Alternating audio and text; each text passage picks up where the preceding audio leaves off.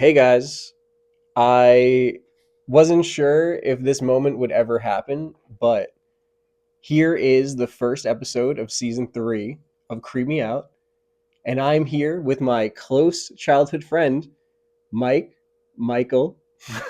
You know what they say about season threes What's of that? that? Okay, every series that gets to a season three, they say it peaks at season three. Oh, I feel a peak coming on. Yeah, And so we are here to talk about all things creepy, paranormal, occult. We're going to talk about weird dreams. We're going to talk about anything strange going on in the world. And so, Mike, if you want to, intro yourself a little bit. yeah. So my name is Mike. I'm, as he stated before, close childhood friend Yeah, really of close. tarot reader Peter, or as I knew him growing up, just Peter. He was just Peter back then. Formerly known as Peter. Yeah, I'm a. What did you say I was? I was a July Oh, Cancerian. yeah. He is a Cancerian July lover boy, all about the romance and the close connections in his life. Yeah. uh yeah, big Cancer energy in this one, and that's hmm why I love talking about deep and complex things with him, talking about spooky stuff. One of my favorite people in the world, so I'm happy to bring him to you guys. And I'm excited to hear his perspective on some spooky stuff. Yeah, and I'm psyched to be here. I'm um, This first episode is actually going to involve my childhood home, um, because as anybody who spent any sort of significant time there knows, it was definitely prone to paranormal or unexplained events, you could say. yeah, and I've been there, and I definitely, I can remember at least having a couple of weird dreams and feeling feeling pretty strange in your basement. So, For I'm sure. excited to dive into these stories here. So I think before we get into it, I'm just going to say some people may find these stories disturbing, strange. So viewer discretion is advised. Listener discretion is advised. Let's jump in. Let's get spooky. We're Yeah. gonna get So spooky. where do you want to start, Mike? So I guess I'll start with the very first time that there was any sort of paranormal incident, you could call it. Mm-hmm. So this happened in the summer of, I believe it was '98. Throwing it back. And I know this because this was the year that we had gotten our dog Muffin. We Muffin entered our family on my Mhm. birthday, which is hilarious because that dog actually hated me. I remember Muffin. You remember Muffin? Yeah, That's crazy. I Yeah, he was a do. he was a Shih Tzu. He did not like me. That dog Yeah, despised me. I remember first meeting you and you telling me that you had an evil Shih Tzu, and I was a child. We were in second grade or third grade or something, and I remember being like, "What is a Shih Tzu?" Like I didn't Yeah. understand. So uh, the night of my birthday, I'm laying in my bed, and one thing you got to know about me at that age in my life is I am terrified of the dark, Mm-hmm. and pretty much for as long as I can remember, I have been aware of, I guess, the spiritual, because my mother still does heavily believe in that, Mm-hmm. like, plane, I guess, or Yeah, reality. And I feel like, I'm sorry to interrupt, but I no, you're feel like that's kind of maybe one of the reasons why we stuck to each other a little bit, because my mom is also like deeply into spirits and energy. And I think I remember our moms kind of having some sort of connection over it when we were young. definitely, because Like, actually our moms did get along. yeah, they hung out, They and got, because your sister was also friends with my sister as yeah, well, so this was a multi-generational friendship that we started. pretty I'm much, sorry yeah. to interrupt, you could jump back in here. So No, you're good. The last thing I would just wanted to add about that is that, like, I some of my earliest memories with my mom are actually her telling us and my mhm, siblings, weird stories that happened to her as she grew up. mhm. So it's very much been a staple in my life. Yeah, yeah. But to get back to the story, I'm laying in bed, and it's got to be late enough. I want to say maybe 11:30, like close to midnight. And I know this because my parents would always go to bed and have the TV shut off by like a little bit before then, right? Yep. So to understand the layout of my positioning, I guess, on this night, our bedrooms, the bedrooms of the house were all situated along a hallway. There was like the left side of this ranch that I grew up in was basically a long hallway, and there were 3 bedrooms that kind of sprung out from this hallway. Mm-hmm. And so my sister's bedroom would be the first one that you would come across. It would be on your left. At the very end of the hallway is my and my brother's room, and then immediately to the right of that is my parents' bedroom door. Mm-hmm. So I'm laying there in bed, and my door, we always kept our door open. Mm-hmm. And my feet are basically right where my feet are located. They're right at the edge of this doorway that leads into this hallway. So I'm sitting there, I'm laying in bed, and I can't go to sleep no matter what. And I'm just thinking and thinking and thinking. And suddenly I hear at the end of the hallway the indistinct sound of like work boots coming down the hardwood floors. And so I'm immediately on alert now because I know for a fact everybody is asleep. Yeah. So you're thinking, are you thinking, do you remember, are you thinking like burglar? Like, And- you know? Yeah, I legit thought that there was somebody coming down the hallway. Yeah. Because that sound was so pronounced, you know. Yeah. And so I'm laying there, and I'm just so scared to the point where I can't even move. Mm-hmm. And I'm just laying there thinking, is this a dream? Is this actually happening? I know what I'm hearing. Yeah, you know, you're hearing something. So these steps are coming down this hallway, step by step, right? And I'm just getting more and more terrified as each second passes, right? Yeah. Suddenly, the light from my parents' bedroom comes on, right? Their door swings open, and my dad's head pops out, and I hear him go, "Steven, is that you?" Steven's my brother. Shout out, Steve. Shout out to my brother, Steven. And as soon as he says that, footsteps stop, right? Yep. I pretended I was asleep the entire time. I just let my dad kind of like go back to bed. Yeah. And I remember that night, very briefly overhearing. I couldn't hear the conversation, but my parents were having some sort of like conversation about it. Yeah. The very next day at breakfast, Yep. all 5 of us are sat down at that kitchen table. Yep. And my dad says, "Did anybody else hear those footsteps last night?" Every single one of us was like, "Yes." I just got chills. Absolutely. We Yeah. all heard it. Yeah. So like, even though I had been laying in my bed, terrified, you know, my brother and my sister were likely experiencing the exact same things because they both said, "Yes, no, I definitely heard that too." So I wasn't the only one that was awake that night experiencing this. So they were probably also like laying in bed, like Absolutely. unable to sleep, like what's going hearing on? The same hearing thing. the same thing. Yeah. Wow. Yeah, so that was the very first time we had experienced anything weird in that house. Yeah. But I mean, it goes over years, really. Yeah. I mean, I know because I know you personally, and I'm excited to hear more of kind of what has developed there. And I always like to tell people when they have like a paranormal experience and like something as clear as that, like something like physical that you hear, is like, you know, there's times where spirits come into your world and it's not scary and you're not scared for some strange reason. And then there's the times where you don't even know what's happening, but you feel the fear of it. And I think that that's usually a really good indicator of how things kind of evolve from there. Is like, you know, first instance, you're hearing footsteps and you're terrified. You probably are dealing with a spirit that is going to bring some more scary, spooky energy to your life, not necessarily like a grandfather or, you know, you get what I'm saying? Like, yeah, totally. Yeah. I heard somewhere that if you are, like, say, for example, you're in a library at night Yep. and you're on edge, right? And you see a book on the shelf move, and it makes you scared and makes you want to leave, right? Hmm.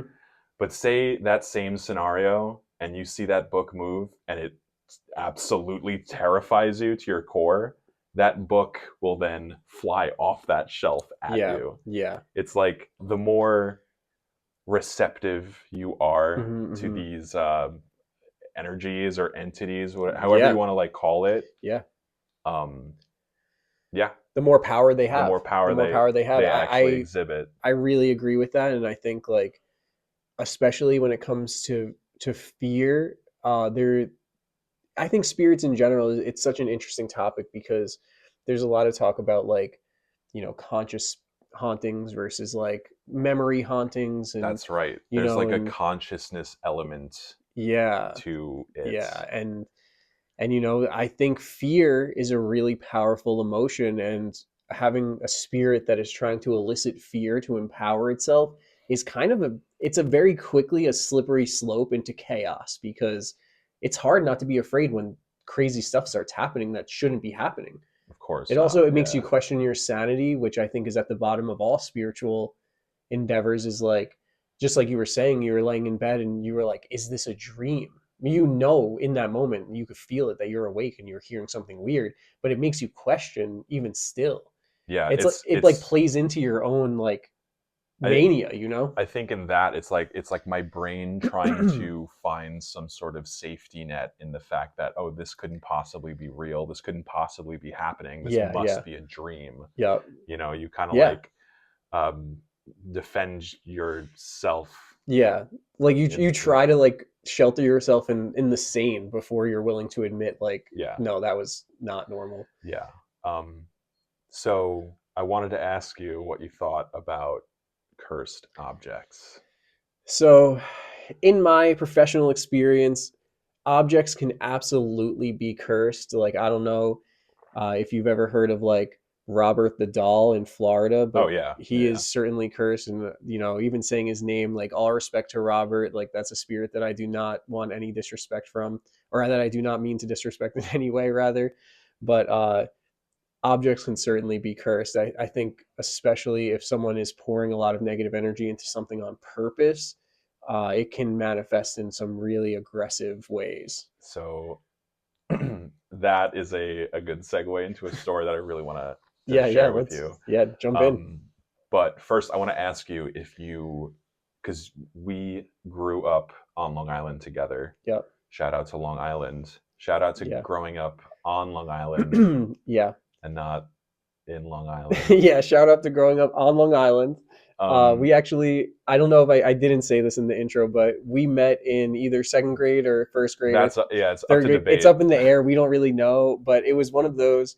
And and we met actually at a little school nearby that's right next to a cemetery. So even when we met, we were right there with the spooky stuff. Yeah. I remember being in recess with you and looking at the cemetery and being like, it's weird in there. Yeah, So it's just so strange to have a school district so closely yeah, next to a kind of grand cemetery. yeah, it is. It Um, is. Yeah. So do you remember? I think this was probably, if I had to guess, I want to say like maybe 2016, 2017. okay. Do you remember a story that was on News 12 about a farmer who had he was having some sort of issue with the government, I believe. Mm, I don't, don't quote me on any of this, but I think maybe his property was being reclaimed or something like that. And what he okay. ended up doing was he lit his house on fire with his wife and I think his dog inside still. Oh yes, And I did hear this. he wrote something on his roof. Hmm. He wrote like, I forgot what it said, but it was like something along like F you, like something like that, Yeah, yeah, something to that extent of like, you can't take what's mine, sort yeah. of mentality. Yeah, like if And I can't have it, no one can, right, type of and deal. he burned his house down with himself and his family inside of it, right? Yeah, that's Do you remember that story? yes, I vaguely remember this. I never really looked deeply into it, but I remember hearing about this guy that wrote something on his roof and he Yeah, killed his family. strange case, right? Yeah, yeah, So I'm going to take you back to, yeah. it's a summer night, right? And I'm with a couple of our other buddies that we actually mutually know. Eric, Hmm. I'll just say his first name, Yeah. Eric. And we're at this bonfire party Yep. in Manorville, right? And it was an area that I myself was not at all familiar with. It had Mhm. been my first time ever being in this neighborhood. And in fact, it was a plot of land that I guess they were building a house. They were going to build a house there, but basically at this point, it's just a sand lot, right? Hmm. And one night a bunch of people just gathered in this lot and started a fire, and we were just all hanging out having a little bonfire party, right? Hmm. I don't even know if I should say that, but so I'm at this party with a bunch of my friends and we're all just like talking and hanging out, and one of the other people at this party goes, "Do you know like what's behind here?" And we're like, "No, genuinely, I've never been here before. I have no idea what this is, like where we're at," which Yeah, is yeah. weird because I grew up in Manorville. And the guy goes, "Yeah, that farmhouse that burnt down is right through the woods. Like you can just walk there. It takes like 10 minutes to go there." Oh wow. So I'm like, "Whoa, that's crazy." Like Yeah, I remember hearing about that story like in the news yeah. a couple months ago. So me and my friend are a couple of like beers deep and at this point of the night, and we just kind of like, one thing to know about this friend is he is a funeral home director, so he's also like always been like really morbid and like into the supernatural or whatever. Yep. So me and him decide like we're gonna go check out this house in the middle of the night. Yeah. I mean, I would honestly probably do the same thing. I'd be like, we're right near this crazy story. Like, I need to see if there's Investigate. any energy there. I need to see what's going on. Yeah. So we head off through the woods in the direction of this house. Yep. We have no idea where this thing is. We just heard like, "Go over this hill, keep straight, you'll find it," right? Yep. And sure enough, we do. So after like a very short trek through the woods, we come across the remains of this burnt down house. And it was creepy for sure being Yeah. there. Things felt off pretty much immediately. And Yeah, it kind yeah. of felt like you shouldn't be here. Like people lost their lives Yeah, here yeah. just Like a few months ago. it's not just like a random house. It's actually like there's some messed up There's energy there. Like yes, things there's are gone wrong. for Basically. sure Yeah. some energy left over there, Yeah. right? So the foundation, it was burnt down basically to the foundation, but what remained was a bit of the basement, I believe it was. Yep. It was either a bit of the basement or the garage. Yep. And so we're walking around this property, just kind of looking around and like taking in just all of the charred remains of this house. And like, we're amazed at the fact that where we're standing right now, there's like remnants of things still completely intact from the Yeah. fire. Yeah. So we walk across like this concrete floor and we come to what looks like a workshop, like bench or something. Okay. And I'm looking at the shelves and there's all sorts of like mini DV, like video cassettes Okay. on this wall. Yeah. Yeah. And they all are labeled in like black Sharpie. Yeah. And they say things like January 1st, like 1997, Route 112. Yeah. All of them have like different things. Some of them say like With like a place too. You said Route 112. Okay. yeah, they all have like dates or Yeah. sorry, times Yep. and locations, but then some of them also have names of people on them. Yeah. So I'm like, what is this? This is so strange. And I'm thinking to myself, I have a camcorder that plays these exact tapes Yeah. at my apartment. Yep.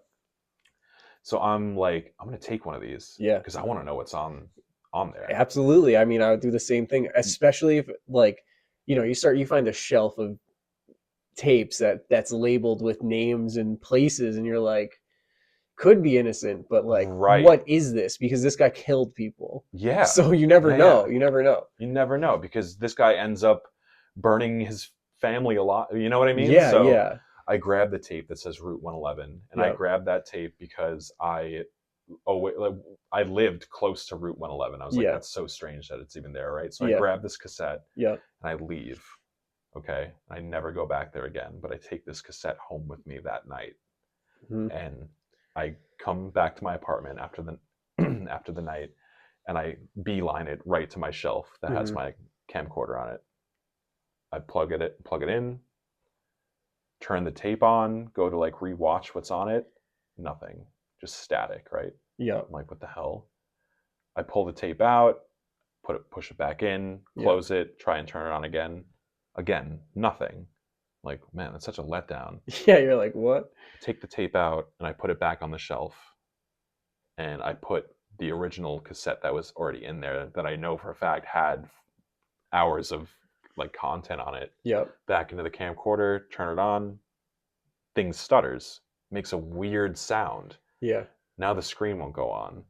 This camcorder is, without explanation, completely fried. Yeah. And I have never been able to use it again since that. Wow. I actually ended up tossing it. So, interestingly enough, I never even thought that night that cassette tape that I took from the remains of that house could possibly have any sort of impact on me, right? Yeah, Removing yeah. it from that place. Yep. And no joke, activity crescendoed the Yeah. moment I brought that tape back to the apartment. And I didn't even put two and two together until a year later, maybe. Yeah. Um, Yeah. so yeah, That is honestly probably like the most classic type of cursed object story, I think, is where you do go into somewhere old and without even really thinking about it are like, let me take one. Who cares? So like it's a burnt down house. What impact could it possibly have? You're more interested in making sure like, what's on here? Like I'm so curious.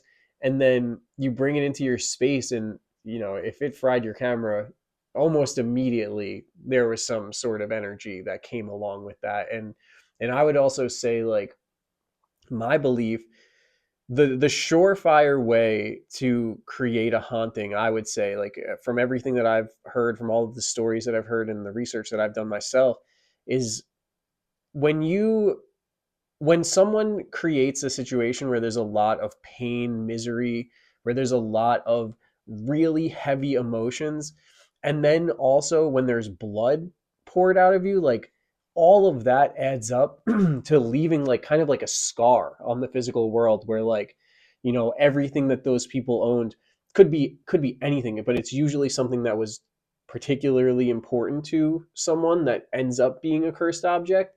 So like, if that guy's passion was making home videos or filming or something, you brought that into your house, it's almost like you took him away from his home. You know what I mean? So that definitely adds up. yeah. I ended up actually, when I moved Yeah. to a town over, I smashed that tape. I made sure that I Yeah. smashed that, and I'm pretty sure I lit it on fire even, Yeah.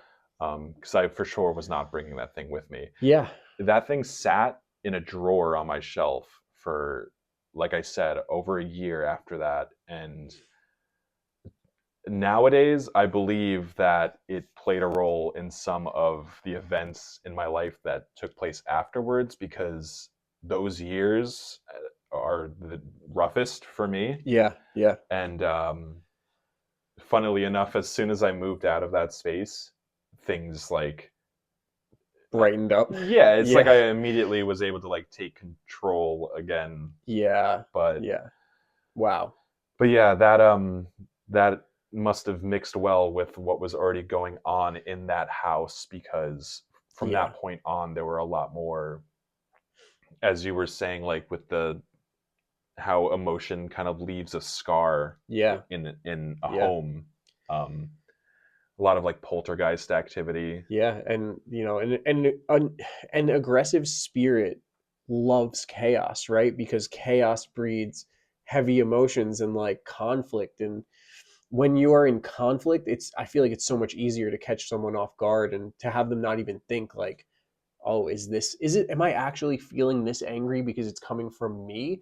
Or is it coming from the outside and I'm not paying attention enough to realize, you know what I mean? So yeah, I feel like, especially like when you're growing up and your parents fight, you fight with your siblings, whatever, all of those like seemingly meaningless fights, like as people you never really take it too seriously, especially if it's nothing crazy, but even little fights can add up to some real chaos kind of devolving in your house, especially if there's a spirit there to witness it and to kind of play on that. It just gets worse and worse until all of a sudden everything seemingly is just collapsing around you, right? Mm-hmm. You have time for another scary story? Yeah, absolutely. Yeah, we're doing good. Okay, so this is going to take place in the fall of, I believe it was 2011. So this would have been the fall after we had graduated high school. Okay. Okay. Yep. Now, at this point in my life, I was dating Lauren. Mm-hmm. Shout out Lauren, honestly. Shout out Lauren. Shout out Lauren. And I had moved into the basement apartment that was underneath my parents' house. Yep. So same house that you heard the footsteps at. Same exact house. Yeah, yeah. Just moved into the basement. That all of this activity had already taken place in, and arguably the most activity would happen in the basement, right? So this was a bright idea on my end. So I had the bright idea of wanting to throw a Halloween party to, celebrate the fact that I'm moving down into my own space. Yeah, exactly. Cool. No, I get it. Halloween's my favorite holiday. Yeah. So we're going all out with the decorating, right? And my mom and Lauren are helping decorate. And we had put a bunch of like orange lights and all these spooky posters, and had a zombie like punch bowl sort of thing, and all these decorations. And we're kind of making various trips going up and down the stairs. So what I'm trying to gather is like, we're not always with each other at the same time. Yeah. There are moments where my mom and Lauren are upstairs and I'm down there by myself, like hanging up a poster, yada, yada, yada. Yeah, right? which like shout out your mom too for like helping you set up a party, because planning a party is no joke, guys. Very difficult. Yeah, decorating, like I have a newfound respect for that after setting up a party this past year where I like decorated the whole thing. It is a lot of work. Yeah. You're like a team of 5 people. No one's ever in the same room. You guys did great though. Looked great. Thanks. So at one point, my mom and Lauren are downstairs and I'm upstairs, right? Yep. And my mom is situated in the kitchen, and to describe, kind of paint a picture of how that looks, the kitchen had 2 sets of marble countertops on each end of the wall. So it's kind of like a splits. I don't know the terminology for kitchens, but honestly, basically, I don't know either. But basically know that like there's counter space on both sides of this wall. So you're kind of like, you have your back to a person if they're standing. You're both facing away from each other. Got you. Okay. If you're situated at either of these countertops. Yep. So my mom is situated at one countertop, and Lauren is right behind her. Yep. Facing away from her at the other counter. And there's a punch bowl, an empty black punch bowl, sitting right next to my mom on this counter. And she's hanging up these lights right on the wall. Yep. And Lauren's doing her thing. And my mom says that the punch bowl that's immediately to her right, without any sort of warning, nothing, just slides down the length of this countertop. Oh, wow. And just reaches the edge of it and stops.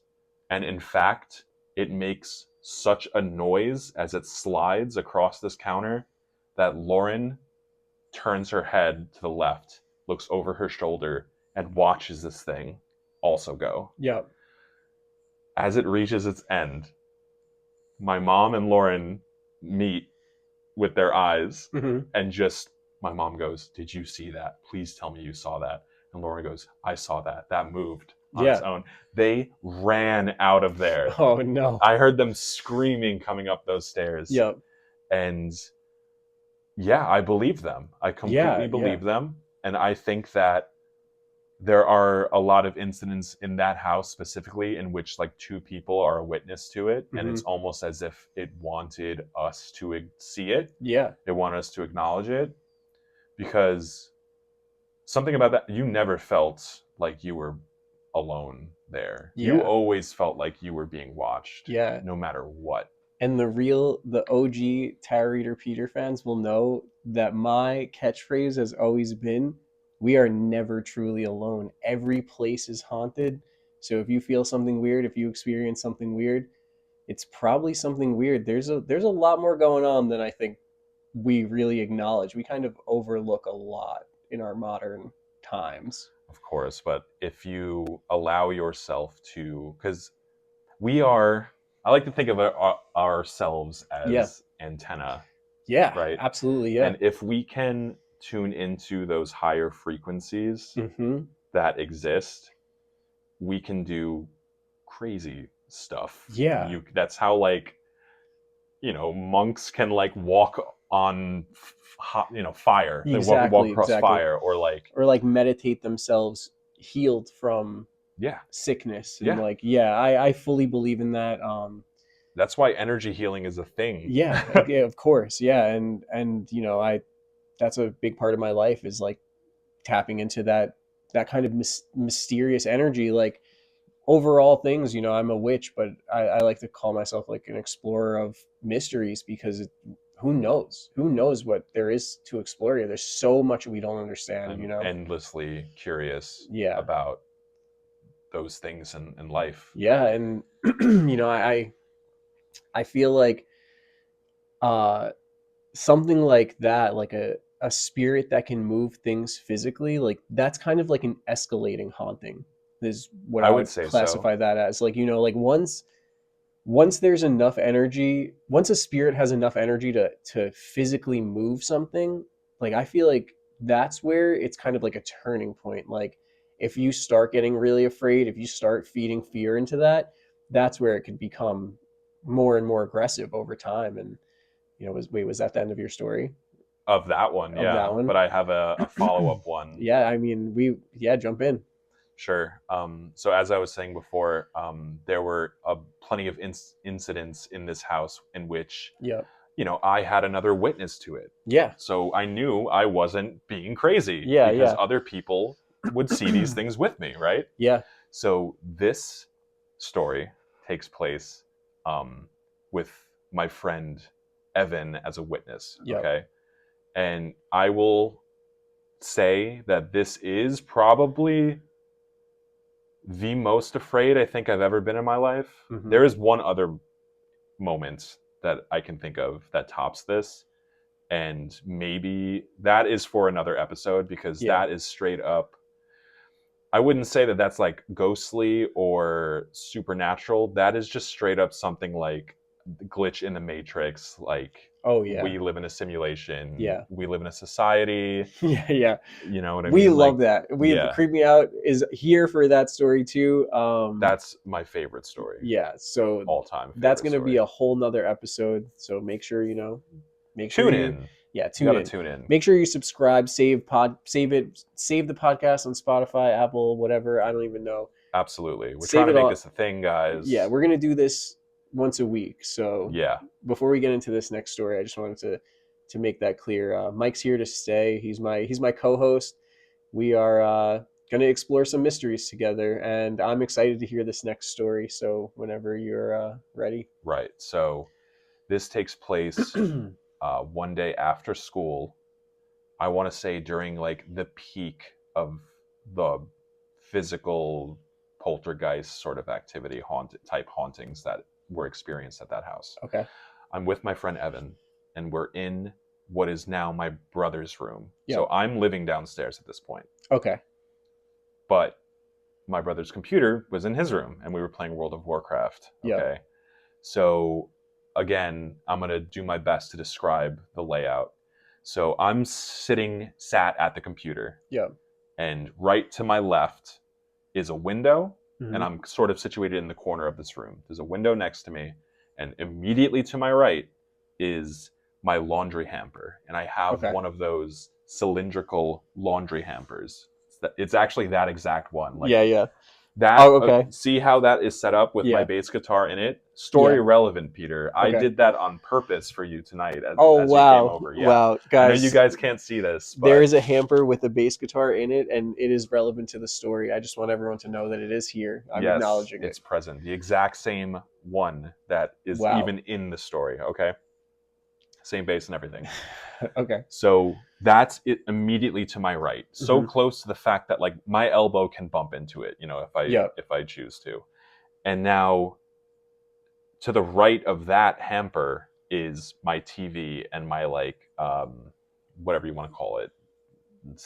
Entertainment type stand. deal. Yeah. So the hamper is sandwiched in between my computer desk and my TV Thing. Yeah, whatever. Yeah. Vanity, whatever you want to call it. Yeah. And the stock of the bass has all of its weight placed on the wall. Okay. And I have a Thunderbird, so it's a heavy sort of, it's like a hefty instrument. you know? Yeah. So all of the weight is on the wall. It's like leaning back. It's leaning backwards. Okay. Snugly, Yeah. mind you. Yeah, like okay? it's not wobbly. Like it's No. staying there. It's not going anywhere, Peter. It's not going anywhere. Yeah. I'm playing World of Warcraft. Yep. Evan is situated right behind me, sitting on the bed. Yep. The bed would be right behind my computer chair, and he's sitting on the edge of it, right Yep. over my right shoulder. Okay. So he's watching me play, and we're just in a conversation. Yeah. And at some point, and chime in if you've had this happen to you before, because I've heard this from other people, Mhm. and I'm just like curious. But at some point, there was just this feeling in the air, Yeah. this silence, I guess. Mm-hmm. And it just overtook us. Yeah. Like to the point where the conversation that we were having just fizzled out, and we had just been sitting there kind of in silence. Yeah, but like uncomfortable silence. Uncomfortable silence. Yeah, I And mean, I definitely have had that experience, especially like I almost feel like I don't recognize what it is until after the fact, especially when I was younger. I would kind of, it's almost like your intuition in that moment is kind of like beeping, like it's going off. it was trying to make me aware Yeah. of something strange that was about to happen to me. Yeah. Like that's how I rationalize it now, right? Yeah. And I remember even in that moment thinking, this is strange. I wonder if Evan is feeling this too. Yeah. Because my reaction in that moment was to look over my right shoulder at Evan. Yeah. So I do that. Yeah. I look over my right shoulder and I meet Evan's eyes, right? Yeah. And Evan is so white that he looks like a corpse. Okay. He's like pale, like as a ghost. So I've never Yeah. seen him, there was no color in his skin. Yeah. Okay. And I meet his eyes and he's not looking at me. Yeah. And so I follow his gaze. Yeah. And it lands right to my right where this laundry hamper is. Yeah. And Peter, this hamper is on its side facing outwards towards the room, and the base is now off the wall and balancing perfectly on its side, Wow. right? Yeah. And I'm looking at this thing and I'm shocked. Mm-hmm. I can't make any sort of sense out of it. And I look back over at Evan, and Evan finally breaks away and looks at me. And we look back at this thing and watch in horror as it just, without making any sort of sound, nothing, just goes back on the wall and rests and is just Wow. back to its original position. Yeah. And so I am just goosebumps, and I look back over at Evan and I said, "Did you see that?" And he said one word. Yeah.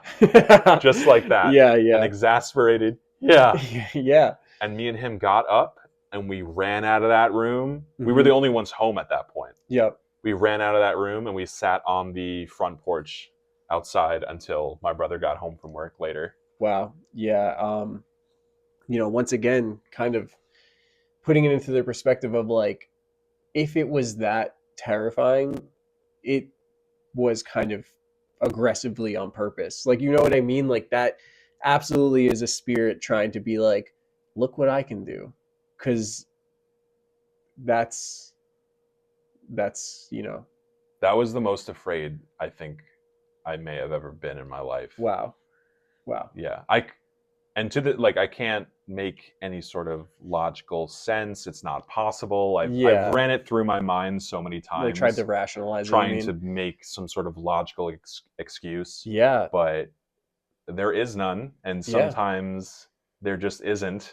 Yes, sometimes And I think that that's pretty cool. Yeah, I think so too. I think, sometimes the most logical explanation is that it's a ghost, is that it's a spirit or an entity or an energy or whatever you want to call it. But, there was something in that room with you there that day that wanted you to know that it was there.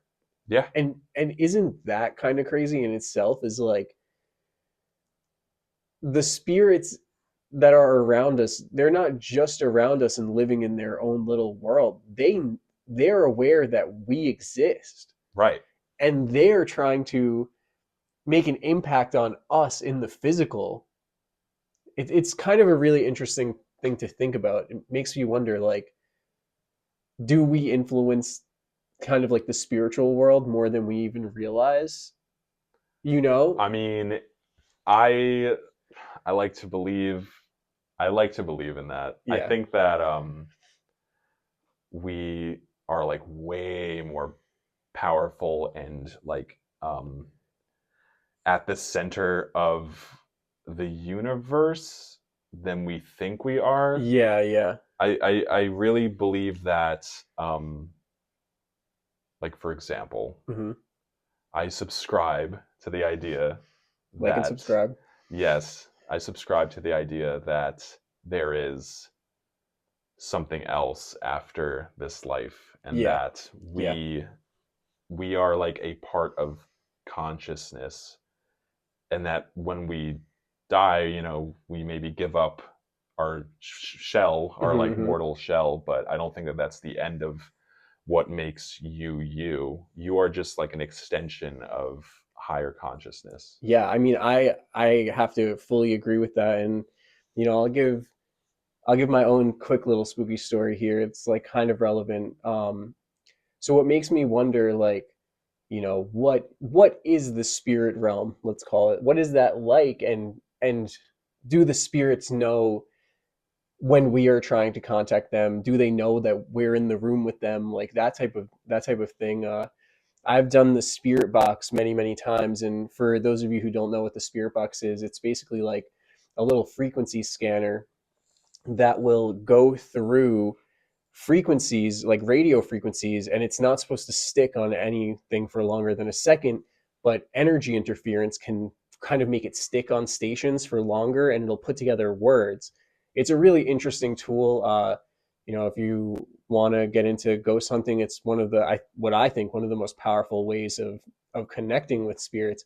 But I've done it many, many times. I've done the spirit box a lot, and sometimes, like very often, I find myself, I'll be asking these spirits that are in the room with me or in a cemetery, even wherever I am, asking, like, is there anyone here with us? And more often than not, I'll get responses like spirits talking about that they can hear me to other spirits. Like, through the spirit box, you'll hear them say something like, the boy asking questions like, who is he? And it's almost like they're in another realm, in a room together, having a conversation about me, while I'm sending them some sort of message through some spiritual fabric, like fabric of space and time. That is what they call it. They call it the fabric Yeah, of like, space time, I because know. it's like malleable. Yeah, and You like, can- it's kind of crazy to think about, because if I'm able to sit in a cemetery and say, like, are there any spirits here with us, and that's influencing their world, wherever they are, like some hauntings, some spirit interactions might be the same thing from the other direction, you know, and that kind of Yeah. blows my mind. So what do you think it is? Do you think it is interdimensional? I mean, in my experience, what I don't believe in anything too solidly because it could all be wrong, you know, it could all be right. But Right. what I think what I subscribe most to is that all of time is kind of happening at the same exact time. Like there's no timeline, there's just the present, and that's kind of where everything is unfolding. And I think that much more of what's going on has to do with consciousness and kind of like this interconnectedness of everything than we realize in our Right. modern day. I think Right. there's really something powerful to understanding time and space. The Yeah, universe is like all within itself. exactly, exactly. Yeah, yeah, It all kind of like, yeah, it's all connected in such a way that we can't even comprehend it right now. yeah. I know. We just have Yeah, these experiences happen and we think, oh, it was a ghost, or oh, that was like yeah. supernatural or paranormal, Hmm. but there's like way more at play. Yeah, and so I've been thinking because in October I just went to New Orleans That's cool. and I went on like some ghost tours and I had some kind of strange ghost experiences here and there. So I'm thinking that for maybe the next episode we'll talk about that. We'll talk about New Orleans and you know, we'll dive into some of those ghost I've stories. always wanted to go to New Orleans New Orleans was for that actually reason. it was so cool and I asked I don't want to get into it too deep here, but I asked everyone that I met, so what do you think, is New Orleans haunted? Every single person said yes. There was not one person that said no. Yeah. And And they so have amazing food. yeah, and they do have amazing food like beignets. Dude, I ate Forget so it. many beignets. Forget about it. All right, guys. So I hope that you enjoy. Wait, do you have any last words? Just look me up on Instagram at Mordekami. I'm currently accepting all goth applications. No, yeah, that's really it. Yeah, yeah. I'm psyched to be here. If you're a goth girl, slide into his DMs at Mordekami on Instagram. Guys, I'm really excited to bring this back, to bring this podcast back with a co-host. This is the only way I think that it was ever going to happen. And fate brought us here today. This is Literally, this yeah. is fate. Like I don't know how else to explain it, but we're both so excited to jump in here. If you yourself have had any spooky, creepy, paranormal experiences, please email them to trpcreepmeout@gmail.com. That is the email that we look for submissions from. You could also DM it to me on Instagram. Before we go here today, I had put up a story box in my I had put up a question box rather in my story, say with my creep me out spiel, and someone said that they had a strange dream. No, not someone. Beck JW underscore XX on Instagram said they had a strange dream where they were stuck in a fallen broken lift in a hospital. And right off the bat, you know, just a little quick dream interpretation there. I would say having a dream like that shows that there's probably something in your life that's a little bit out of control that you need to embrace not being able to control. So that is my interpretation for you. But I wanted to ask you, Mike. You were in an elevator plummeting towards the first floor. Yeah. How would you? What would your reaction be? How would you try to survive? Oh, I would die instantly. Okay. So I think my first reaction, and I don't know if this is dumb to say, but this is what I would have done before I read what you should do. I would maybe try to jump at the last second to diffuse the force. Does that work? No, no. Pretty sure all your bones get turned to dust. That is how you instantly die. So if you're ever falling in an elevator, do not jump right before it collides with the ground. That is not it. What you should do to survive is as you're falling, you should press every single button because it maybe will engage the emergency brakes sooner as it's falling. So you press all the floor buttons. And then if that doesn't work, you're supposed to lay flat on the floor and cover your head because it disperses the force of the collision equally throughout your entire body, and you're more likely to, you'll probably break bones, but you have a higher chance of survival if you don't destroy any of your organs in the fall. So that's what they say, lay flat on the floor. Wow, Um, that's really interesting. But yeah. like, let's be honest, Yeah, you probably you're are gonna die. toast. You're So toast. yeah, you might as well jump at the last second. Mhm. And remember, we're not professionals in safety, so don't take our advice. Definitely not. Guys, I hope that you're ready for some more creepy stories, because the world is a really strange place lately, and me and Mike are going to explore it. And you forgot our slogan at the end there. What's our slogan? It's the world is a scary place, and we feed into it.